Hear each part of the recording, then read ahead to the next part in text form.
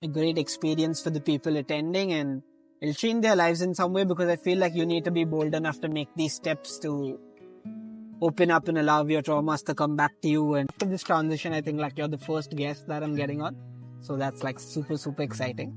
Your job is not to get rid of all your traumas and your pains and your angers and things like I see myself expanding this podcast and moving towards the spirituality space, mainly to like facilitators, people in the industry like you who are sort of actively doing sessions, communicating about it. James, welcome to the podcast. Finally, good to have you. Planning it since a while. A little background about the show. We've been doing this since 3 years now, and Really? yeah, Okay. like it's been running on Spotify since 3 years. And initially, when I started the idea, it was more about just bringing people like from different walks of life who are doing a lot of different things, getting them on the show, and just like communicating their expertise to their audience. So if there was someone who wanted to replicate their lives or maybe learn the same modality or do the same business, that's where they came to learn the stuff. But what I feel now, as I'm experiencing spirituality and tantra and all of this myself, I see myself expanding this podcast and moving towards the spirituality space, mainly to like facilitators, people in the industry like you who are sort of actively doing sessions, communicating about it. So I think that's how we're transitioning now. And after this transition, I think like you're the first guest that I'm getting on. So that's like super, super exciting. To begin with, could you give everyone like a short introduction, because I know you're an actor, musician, hypnotherapist, acoustic massage, and like everything goes on. So if you had to explain yourself to the audience, how would you do that? I would say that when I was younger, I was extremely intellectual and reserved. I spent a lot of time by myself reading books and thinking. Then I started drinking. After I stopped drinking from a hypnosis session, I very much got into the body, breath work, yoga, these modalities, different sauna, ice baths, everything to do with the physical body and kind of enhancing the mind-body connection. And most recently, I've become very much involved in the emotional world, in accessing and leveraging your emotions and releasing them and understanding them and the role they play in general well-being. So I don't consider the word spirituality, for example, is a very dangerous term, Very dangerous, right? yeah. So, I understand that now. So like there's, for example, with spirituality, when I'm talking about things, I like to have a clear definition about what they are, right? Because otherwise you end up just talking over each other. So there's at least 5 different types of very clear like spirituality. There's religious spirituality, which is some sort of religious belief system, like a greater power above us that is related to customs and ideas. There's secular spirituality, which doesn't have a God, but is connected to this idea of being connected to something. It's more about your connection, your higher purpose, inner peace, personal development. There's the New Age spirituality, which is a mix of everything. There's ecological spirituality. There's a whole other host of different ways of explaining it. I would consider myself more, and I don't like this word either, but well-being. It's about well-being, how you define it, how you get it, what are different ways to approach it, to analyze it, to look for it. And to a large degree, what I've come to realize is 2 really important aspects of well-being are your emotions, and the other one is a sense of purpose. Like in everything, all the different definitions of spirituality, there's an element of purpose of connectedness, what you're connected to and what is your purpose. Your emotions, and then I'm very much interested in this the unconscious mind, right? And so everything I do now, or a lot of what I do, is kind of related to that, your emotions and your unconscious mind, and how do we access them, how do we connect to them, release the things we need to release, and leverage the parts of that we can leverage. And so my most recent therapy, which is this acoustic massage therapy, it combines breath work with immersive sound through headphones, with hypnotic language and fascial massage fundamentally. And the idea is through these different modalities, you can access this unconscious mind, you can access your feelings, you can access these pains, these traumas. You'll become aware of them. To some degree, you'll be able to release some of those, but even that awareness alone will give you a much greater understanding of where you actually are, not where you think you are. Got it. Wow. That's quite a bit. Let me say, let's simplify it for people. Yeah. What does like a bioacoustic massage therapy session look like from the start to the end? Okay. So in a bioacoustic massage session, you come in and I explain to you what I want from you today is to feel, is to let go and feel whatever it is you're going to feel. All I want you is to breathe and to feel. They put on this set of headphones. We engage in a grounding sort of a meditation where I guide them into feeling a relaxed state, setting intentions. Then we engage in somatic breath work, which is circular breathing or conscious connected breath work, which is a certain style, almost like this Wim Hof style, but continuous over 40 minutes. This has a dramatic impact on the body in terms of raises adrenaline, hormonal systems, your brain waves, your blood, the way the blood flows to your brain, and it changes the state of consciousness fundamentally and leads to usually an emotional release. So you're breathing, you're listening to these immersive sounds, I'm guiding you to release, and then I start to press your body in different parts, which can help this emotional release because we store these energies in our body. So there's, some people go ecstatic, some people cry, some people scream. The extent to which you get benefit from it is the extent to which you can push through the barrier with the breathing and surrender to whatever's coming up. After this release, then I'll guide you through another visualization because then you're in a theta state. You know, after this trance state, you're in a deeper trance state and you have a chance to rewire some of your thought patterns and things like that. And so it's kind of the breath work and the visualization. All this takes about 70, 80, 90 minutes. And it's very intense. It's not like I was in Pune, as you know, Nikhil yesterday. Today, I was there today. Yeah.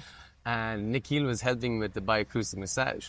And whenever in India, when you're traveling and you say, how much do you charge for this therapy? And I say, I charge 5,000 rupees, which is 55, 60, 60 or something. People go, oh my God, I'm not paying that. And even Nikhil was like, I don't think we can charge that much. But once Nikhil did like co-facilitate the workshop with me, like if you're releasing your trauma and I'm holding onto your fucking body, where do you think that shit goes? Okay. You know? Well, I know who needs bioacoustic next. It's you. You saw me this morning. You look tired, bro. I'm like, yeah, because I just did 7 sessions. I mean, I did 4 or 5 bioacoustic massage sessions in a space of a week. Okay. And when you've done the experience, you understand that, I understand why we pay for that. Because it's not some third eye meditation. No, it's like this. Yeah, I'm done myself, so I understand. Yeah, exactly. Yeah. And so that's it. It's an honor to host it, because I like authentic, intimate conversations. I want to talk about real shit. And when you go through this experience, and similar to a hypnotherapy session, people will tell you the real thing. Because there's no point in hiding it. I want you to feel. I want to let it go. We're all pieces of shit. We all got shit. We've all got trauma. So if you don't explain to me what is happening to you, what you feel, then you're stuck like this, and this is your chance. So I love it because of that. It's the intimacy, it's the rawness, it's the intensity. There's nowhere to hide. It's you and your breath, and you decide how far you want to go with that. But you can't blame anyone else. Yeah, no, absolutely. I agree with you. First time I met James was in Goa after Tantra, and we just happened to like go for this session. Alexandra, who did it with him, was with me in Tantra, and then she promoted to us, and me and Vicky thought like, what's going on? Yes. Like, should we go? What's happening? Then we meet James. James comes very warmly, speaks to us, and we're like, okay, fine. We feel safe. We're in the right place, because I feel like sometimes, specifically if you come like from cultural backgrounds like mine, you're always a little hesitant to allow yourself to open up in sessions like these. So I think that's beautiful. Like when I see like the intersection of like people who haven't been in such situations, allow themselves to open up, and then so, and this was the one we did was a hypnosis session, right? Which was masculine and feminine energy. Very interesting as well. So very true. That was, I think, like the first point where I was like, okay, maybe I'm moving into like the right space when I talk to people like you or experience such modalities and stuff like that. Okay, great. Could you tell me, like, for someone who's, let's say, interested in this space from the perspective of, okay, they come for bioacoustic. Let's say it's me, I come for bioacoustic, I sit with you in the session and I'm like, fuck, this is amazing. I want to do this for other people, help. I want to like get into the space to help other people. What do you think is like the journey someone like that takes? You know, I have a very, very easy, straightforward answer to this one, thankfully for everyone involved. Okay. So, for example, the wellness industry it's a very competitive space. And in order to compete, there are 2 ways you can charge more than other people. You can add psychedelics or you can give a diploma. And what happens is people who want to go into the wellness space they get into this pyramid scheme of, okay, well, I need my breathwork facilitator training and I need my 400-hour and they go and they pay more than they should for a low quality level thing that happens to be Yoga Alliance certified or some bullshit like this. It's expensive, it's inefficient, it's annoying, you're frustrating, and you're kind of being duped and conned depending 90% of the time by the people who are doing it because they want to make money from you, right? And I'm not saying that the training isn't good, and I'm not saying that psychedelics aren't great. I'm just saying that the most efficient way for you to learn is to offer your services to a competent facilitator in whatever way you can, right? Imagine this, rather than going away on a 30-day breathwork facilitator training, you just reach out to every single breathwork facilitator in your region, in your area, and said, I will help you on anything you're doing. I will volunteer for this, I will do this, I will host, I will set the place up, whatever you want. I just want to see what you do, I want to experience it, and anything you want to give me to do, I will do that, right? That's 10 times more efficient in terms of how much information you're going to acquire, practical knowledge, you're going to be experiencing it, and you will acquire nuggets from everyone you do it. So when I started in this space, that's what I started doing was collaborating. I have a space in Barcelona, so collaborate. Everyone comes along, you run a space together. I usually do them with girls because it balances out the energy, and they usually lack a male energy in that space. And so I get to learn, some way they frame something or something they say. So I'll give you an example. I was running an active meditation dance with Anne Butello, a wonderful lady, in Pune. In Pune, yes. And she, at the start of her active dance meditation, she used a track, which is the 639 hertz, which is the frequency of the heart when it's in perfect sync, right? Following that, she used another track, which is the frequency of brain and heart coherence, congruence. The frequency that's emitted when your brain and your heart are in sync. I loved it.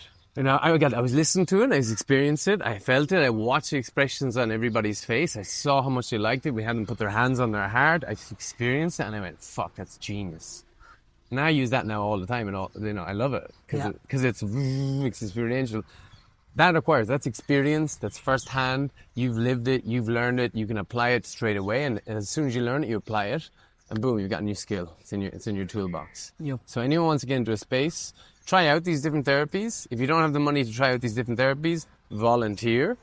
If you don't have if you can't volunteer, offer to find people to attend those workshops. Usually the facilitator will give you. If you can bring me 2 people, then you can come for free, something like that. So try them out, and even better, try and help the facilitator in some sort of way. I think that's pretty straightforward. That's usually not the advice I get in this space, so it's good that you're saying What's something. the advice you get? Usually they'll be like, oh, get trained, spend so many hours, as you said earlier. Yeah. But I really relate to this because I think the same thing happened like with the ecstatic dance that we're doing. It doesn't mean like I know how to facilitate them, but surely I can get the people, be part of it, learn, and maybe do one myself the next time. Who knows? Most of facilitating is your presence and your essence. It's how long you've been in spaces, it's how much you've held space, and if you've held space and done it in one way, it's translatable to something else. I agree. It's not like if a lot of trainings for breathwork trainings like just do loads of breathworks. But doing a breathwork and facilitating a breathwork session is completely different.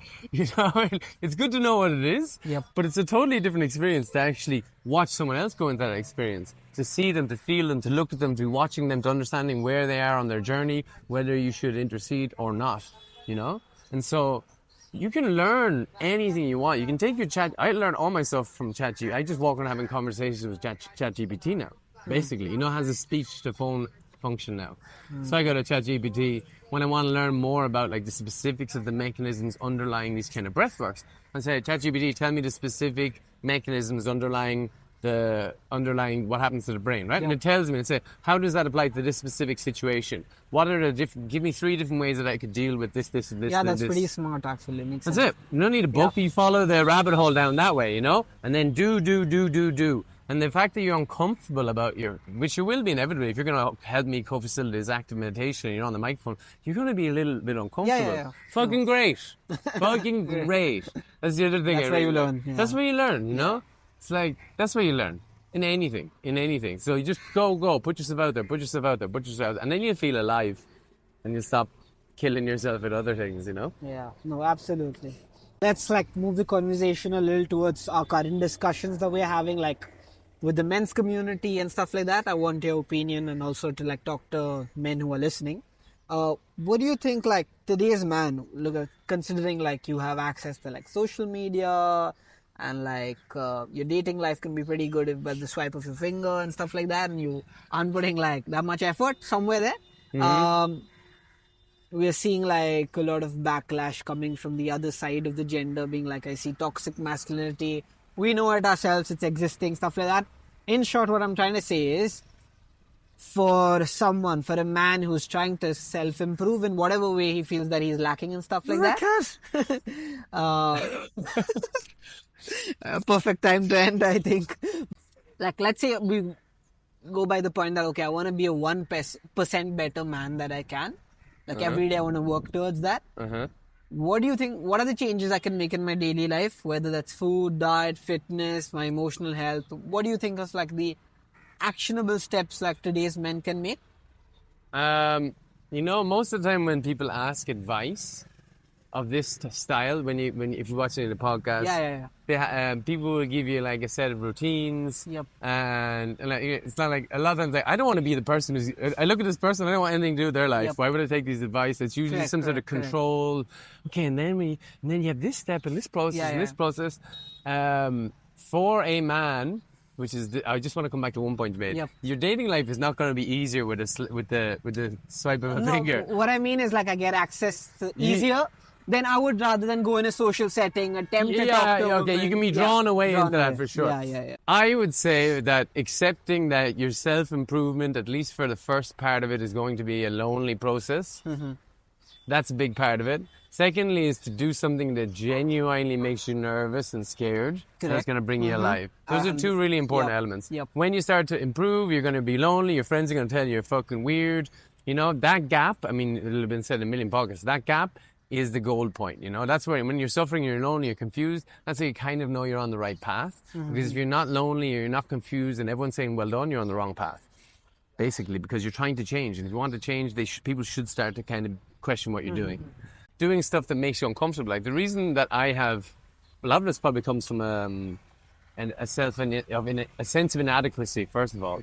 But the reason why I've learned lots of things, and I have learned lots of things, and have become an interesting person, basically, is because I'm more comfortable than most of people thinking I'm stupid or putting myself in uncomfortable situations. Because in the process of learning things, if you want to learn a language, if you want to learn yoga, anything you want to learn involves you being shit at something and having to accept that other people think you're shit. And they do. It's not like everyone will understand another one. Some people are literally going to think you're shit and you're stupid and you're a loser or whatever. 6 months it'll take you to get reasonably fluent in a language. The first 6 months of that is going to be awful. It's going to be people going, very good, very good, you know? But if you're willing to put up with those 6 months of discomfort, then you have another fucking language. And if you do that 5 times, you've got 5 languages in 3 years. And then you've got a whole different sense of self-respect. People look at you differently, people treat you differently. But it's built into this equation is an initial loss of efficiency. Initially, people are going to think you're stupid. That's just built into it. And so that's accepting of that, almost learning, if not to revel in it, to sort of accept it as a sign that you're doing something useful. And then to push yourself to do things that make you uncomfortable, and hopefully at some point to find a community of people who will support you to do those things. You know, like when you're around like energetic, good friends, and they push you, but it's not even that they actually have to push you to do it, but simply their energy and the way they are around you means that you'll run up to someone and go, woo! Which you'd never fucking do on your own. It doesn't have to actually like consciously push you. It's just the actual collective energy that's charged of, hey, we're doing something interesting, we're sharing this experience, woo, woo, woo, woo, woo. That's gonna push it. So 1, accept it's gonna suck. 2, accept that you're gonna be alone. And 3, when you can, if you can, find people who will elevate you and hold you to higher standards. Were you talking about yourself in the last point? That's usually your energy. But it isn't when I'm on my own, you know. It's not when I'm on my own. No. Spent a lot of time by myself. And I think partially hard to know, but I think that one of the reasons why I become so energetic is because I can't really handle shitty conversations or people. I can feel when there's dynamics, there's egos, there's something going on, you know. But the energetic thing kind of as a way of redirecting conversation or breaking patterns. That's also a big skill, by the way. It's pretty deep inside, actually, when you think about it that way. Absolutely right. So, in short, I'm saying, like, what you're trying to say, just like kind of throw yourself in the discomfort in the deep end, and work your way through it, kind of thing. It doesn't even need to be throwing yourself. My friend of mine, Kieran, I often mention this. He was trying to become better at approaching girls, right? And so he'd be sitting in a cafe and he was always writing in his journal. And what he would do is when he saw a girl who gave him a look, or, you know, there was a moment where he would write the word opportunity in his notebook and he'd put a little box there, right? Or not. Or not. But at least he had to, this is the important thing, he had to recognize that there was an opportunity. Whether he took it or not was different. But when you look back over your day and you're trying to blame other people for your life being shitty or it's unfair or no responsibility, and you look in your book and you see that there are 3 opportunities and none of them you took, then at least you know you have something to work on, that there's a courage thing, there's a fear thing. That's the first step in all these processes. In any emotional, psychological, spiritual, it's awareness, right? It's the awareness that I'm sad. It's the awareness that there are opportunities. It's the awareness that I'm afraid. It's the awareness that I'm lonely, or it's the awareness that my friends aren't supporting me. That's the first step. And you kind of have to, and I do this a lot, and it's been very helpful. I put myself in situations where it's indisputable that the responsibility is mine. So I'll give you an example. I moved to Barcelona and I decided I wanted to be a street performer, right? And play music and things like that. And hadn't played street music in a long, long time. When you haven't played it for a while, it makes you really nervous. Yep. But I couldn't force myself to go out and do it because I just arrived. So what I did was I bought a bunch of like really cool arty music clothes, and I simply took my speaker. I didn't tell myself I'm going to play music outside. I said I'm going to go for a walk with my speaker, with my guitar, with my microphone, with all my shit, right? And when you're walking around like that, you can't. But you have to admit to yourself, like, if I come home without having played, given that I'm actually out with all my gear and I could put it anywhere, then I am a wuss. And that's okay. But you have to admit it to yourself, because it's amazing how you'll find other excuses. Oh, it's because I need this other piece of equipment, and this place has the music, and then like, you're standing here, bro. You could literally just do this and then play. And so you kind of have to back yourself into corners. It's like if you ever go jumping into the sea, and you go up to there's a raised platform or a rock or something like this, you know? You don't want to jump, right? But if you put yourself up at the top and everyone's watching, even if you're watching with yourself, coming down from there, it's like you have to admit to yourself, oh my God. Whereas we spend most of our time pretending that it's nothing to do with that. And so you're trying to look for situations where it's just glaringly obvious that you have work to do or you're not taking this opportunity. Talking self-improvement side, but I think that's important. That's actually what people want to hear according to my statistics. So let's say I'm like someone, guy or girl, super messed up in life. I don't know what to do, confused, like, oh God, like crying about it and stuff like that. I want to find ways to make the first step to move ahead. Okay? Yeah. So there's something that I call... And I'm asking you this question personally because I feel like when in retrospect, I think about the way I deal with things in my life, and then when I was like seeing you hustling it out when you came from there. So you're in Goa, Mumbai, Pune, somewhere else. Now you're going to be in fucking China out of nowhere. So like what I'm trying to say is like the hustle's on and you're at it. I don't know what result you expect or if you don't expect a result. But it's just amazing to see people work like that. Like I admire that personally. So that's where I'm asking you the question from. Okay, so I'll split this into two. If you are just somebody who wants to know where to begin, right? Then the place you begin is with your body. And the way you set it up is similar to what I talked about before, right? You want to set up a situation where you have no excuse to not do it. And if you don't do it, you have to admit to yourself it's all on you, right? So you don't say, I'm going to train for 1 hour every day, right? You say, I'm going to train every day for 3 minutes because it's a minimal viable dose, right? 3 minutes, 5 minutes, 10 minutes, 12 minutes, right? Every day, so you have consistency and a small amount of time, so you have no fucking excuse going, I'm too busy. That's it. And every day, why not every day? 5 minutes every day, you can do that. If you can't do that, then you really have to sit down and reevaluate again. Why the fuck can I not work out for 5 minutes every day? Because if you work out for 5 minutes every day, like push-ups, jumpies, burpees, squats, all that kind of stuff you've never worked out before, you're going to get fit and you're going to do it for a longer time, right? That's it. Minimal viable dose. 2 minutes of breath work. 5 minutes of meditation, 5 minutes of working out, 2 minutes of journaling, like 10 minutes a day on your well-being. Compounded over time, you become a whole different person. Compounded over time. Like a short, bad plan consistently applied is better than a really good plan that you never fucking apply. So that's what I would do with that. Simple. Simple. In terms of hustling, in terms of going after it, that comes, first of all, from a long time of suffering. Like, you know, of learning, experimenting, failing. And then, like, in my case, I found kind of the magic sauce with this bioacoustic massage thing. It's something I'm passionate about. It's something I know about. It's something I've tried millions of different mechanisms and roles. I was doing Wim Hof, ice bath, sauna, hypnotherapy, NLP. I've been doing all this stuff for years. And eventually you come to something and they're like, oh, but you also have to put out yourself and do these workshops and reach out to people and co-facilitate shit. You know, like if you reach out, you think about think about all the things that you could.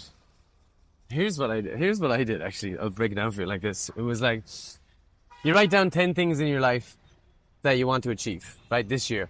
And then you pick the one that if you achieved it would change your life forever. Got it. Right? Yeah. Then taking that, whatever it is, I decide I want to be a millionaire in this. I've never chased money before, so I'm going to be a millionaire, right? Okay, that's the one that would change my life in terms of my ability to provide for people around me, in terms of my ability to realistically to attract the kind of mate that I would be interested in, to provide for a family, to support any family members, friends to be in a position. It's the money. Now, because I have most of their skills and things, you know, I'm healthy and all that kind of shit. So I took that and I was like, okay, now, what would I have to do? What is the thing that I would have to, what are the things that I would have to do in order to get that, right? And then I went, of those things, what is the one or two or three things that are providing the maximum value that are most likely to lead to that outcome? And in my case, it was like two things. One was networking, because the service, the skills, all this kind of stuff, it was networking. And the second thing was to develop something like Naval would call leveraging, some sort of digital product. You know, you're building your personal brand, you're networking, and ultimately you're coming up with some sort of digital product which will allow you to leverage, sell, taking advantage of, you know, zero marginal cost, scale, all these kinds of different sales techniques. And so when I realized that it was networking, then it's simple for me. It was like, okay, take out my Instagram. My Instagram's not the best, but you can see that I've done cool stuff and it's interesting, right? You. Someone answers and say, I don't really care. I don't care if they take more than most people. Like, you know, a normal split in the wellness industry would be kind of 70-30 split. Yeah. 30% to the host, 70% to the facilitator, right? They leverage their network. They spend they have costs kind of cut into that, whatever. If you're in India, everyone's trying to get 50-50 after tax, 50-50 after tax, which is one of the reasons why you don't have many people coming, like high caliber wellness people coming to India, is because the spaces are always negotiating. They're always a bit shady. They're always trying to fuck you over a little bit. But I don't really care. In the short term, it doesn't really matter if they say, I just need to survive here in India, right? Because it's just meeting as many people as possible, seeing what kind of opportunities come out, getting loads of really good content, going, okay, people are impressed, they're interested. I can fuck off and come back in a year's time with everything all laid out for me well now. Next time it's like boom, boom, boom, boom, boom. So it's largely like, what do you want? Be really clear about what you want. Be really clear about what are the resources that you need in order to obtain that. And then figure out what are the one or two things that you could be doing consistently that would lead to that, at least initially. I don't know, what do you think? What would yours be? Looking at it now, it's always something you don't want to do, because otherwise you'd be fucking doing it, you know? If it was just me, if my thing was doing push-ups, I'd be sorted. Just have to get up and do push-ups, James. Yep.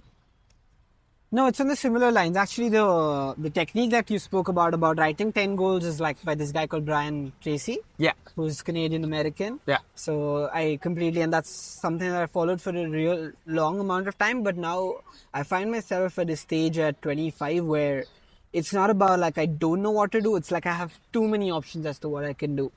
And that's, I think, even like a bad problem or a good problem. I don't know. Bad. But it's my problem as well. It's funny, you mentioned the start. Yeah. Actor, musician, and you can kind of do everything. And then you have to find something that fits kind of maybe two or three of your top skills. Yep. With me, actually, at the moment, this bioacoustic massage thing is working really well because I have a trained voice.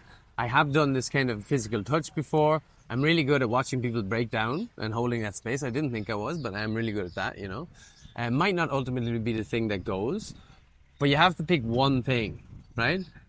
And podcasting's fun though, to be honest. Yeah, it's always been like it was never like, okay, I want to do podcasting. It was more about I want to create conversation and learn. That's where it comes from. Like tomorrow, even if I don't record this, I would love to have this conversation with you. It's always been that way for me. So it never feels like a task or a job to do. But for me, it's more about like the men's community that I spoke about, then maybe working and collaborating with you on the work that you do, because that's fucking amazing and interesting to be part of. I have a family managed business where I help with marketing. So a lot of things. And I feel like after a certain amount of time, if you don't do that, then you definitely need like one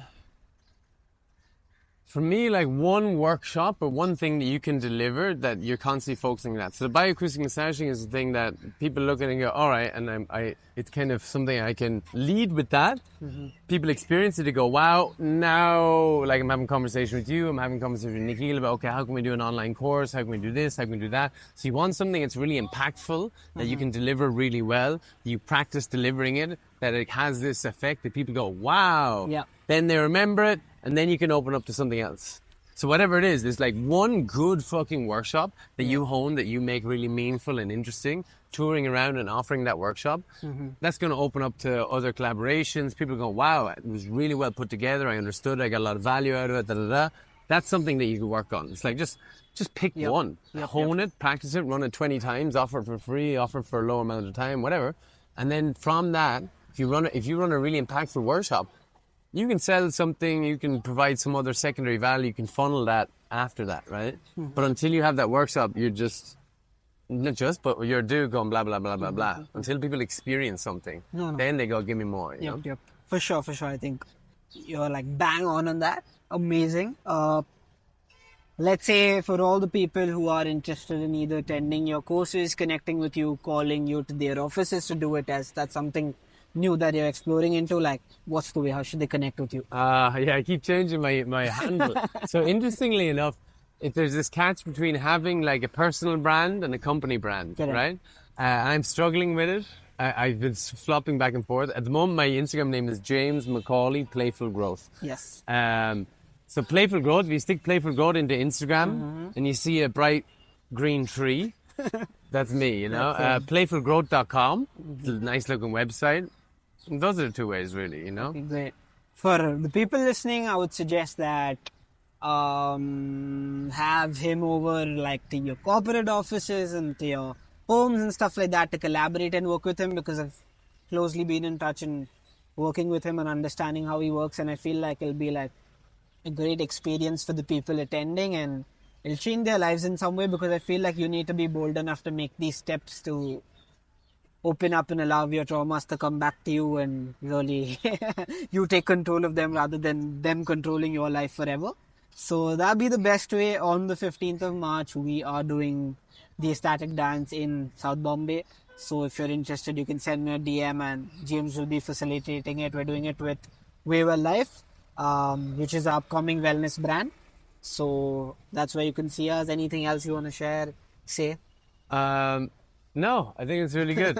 I mean, yeah, I would say this, you know, like your job is not to get rid of all your traumas and your pains and your angers and things like. It's to actually just recognize that you have them, you know, feel them, and then to the extent that you can get rid of them, you get rid of them in whatever way you can. But you probably know you don't want to get caught in the road of always trying. You want to be happy. It's like, oh, I'm still a bit nervous. I'm fucking anxious as fucking straight. Like there's no like point when you reach of like enlightenment at all. Yep. But you're just grinding away and doing it, and it's more about satisfaction than happiness. Life is more about doing difficult things that are important to you and looking back and going, wow, I did shit.